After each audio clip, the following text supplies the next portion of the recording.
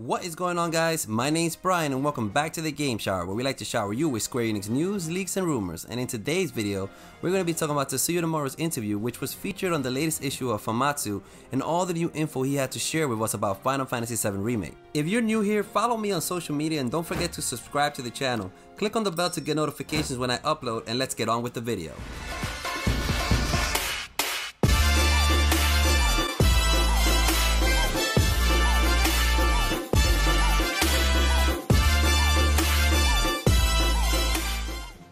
Tetsuya Nomura, the man behind games like Kingdom Hearts, The World Ends With You, Dissidia, and Final Fantasy, had a lot to say during his interview, which was shared on the latest issue of Famitsu. Without revealing too much info, he did help clarify things that weren't mentioned at E3's event, and also gave us a concrete answer as to why Tifa's design was altered in the remake. Starting off, Nomura clarified what the black ghost-looking things were that were shown flying around Aerith in the E3 trailer. The black mist-like creatures are called the Watchmen of Fate, which will appear from time to time around each character and is a new element that was added to the remake. In the interview, Nomura also laughed at the fact that there was so much new elements and story content added to the game, which is why the game expanded to 2 Blu-ray discs. Nomura further adds that they are making the game so that the dialogue is different depending on what you pick. Your response to certain parts will determine how people will respond to you and where the story takes you. For example, this was shown slightly in the original when you had to pick the right answer in order to get Yuffie to not mug you and run away. Another example is that from the original you had to pick a certain response in order to score a date with Aerith, or the part when, you know, Cloud and Tifa. Yeah, you know. Moving right along, Tetsuya Nomura states that the cross-dressing part from the original and the Honeybee Inn is still in the remake, but has been more modernized. Apart from it being modernized, it was also changed because the ethics department of the Square Enix team figured this needed to be changed, as there are some scenes that were too inappropriate for today's modernized audience. Which I would like to say I totally disagree with, but to each their own. Speaking about the ethics department, apparently Nomura admits that it is because of the ethics department that Tifa's design was changed and her knockers were reduced. They told Nomura that Tifa's chest had to be quote-unquote tightened up because it would be unnatural during all the intense action.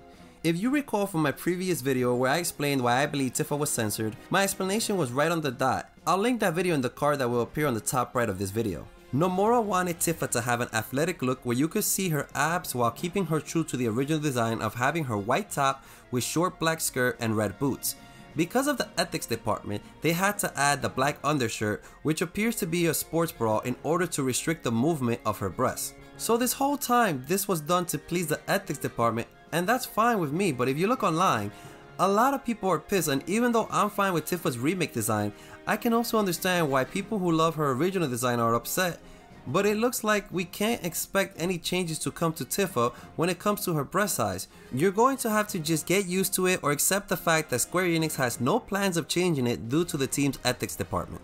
Nomura adds that Aerith and Tifa are double heirlooms, with one having a western look and the other having an eastern look. And if you haven't figured it out, Aerith is their western look character, while Tifa is their Eastern style character. Moving away from the character design changes, Nomura continues his interview by talking about the gameplay.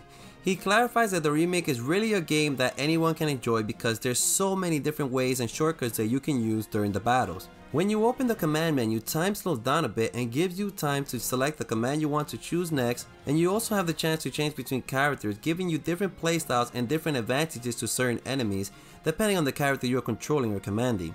In order to recover MP, you need to use an item, which if you recall from the E3 presentation, will require an ATB bar.